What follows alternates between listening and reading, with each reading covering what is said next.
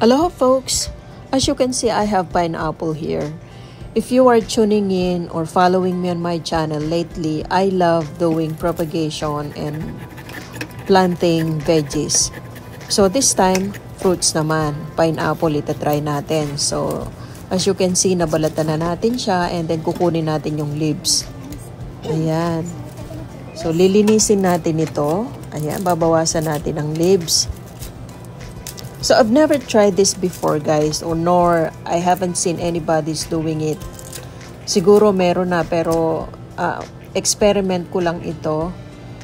Ayan, i-try natin, why not, 'di ba? Since I love propagating. Ayan, linisin natin yung pinakadulo.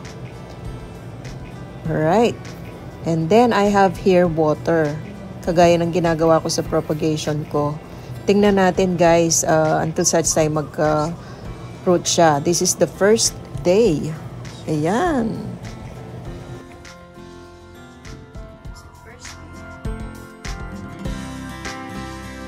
Okay folks, let's check it out. Wow, look at that. Ang galing. May roots na talaga siya. And yung isa naman, we'll see. Wow. I'm so fascinated. Talagang nag-ano siya, nag-roots talaga siya. Basta magtiyaga lang. Oops, sorry. And of course, itatanim na natin ito with my old gardening tools. May kalawang pa.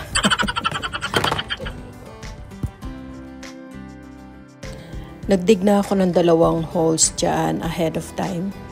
Ayan, itanim na natin yung ating pineapple. We'll see kung anong mangyayari. Of course, palalakihin natin ito. I-update ko kayo, folks.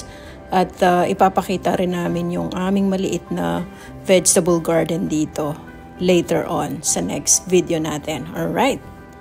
So, yan. Alright. So, I hope lumaki ito. Cross fingers, folks. And I challenge you too, my dear fellows.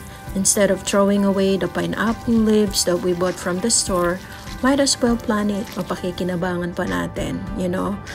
I'm pretty sure mamumunga yan basta alagaan lang natin ng mabuti. Diba? I hope you enjoyed it. God bless!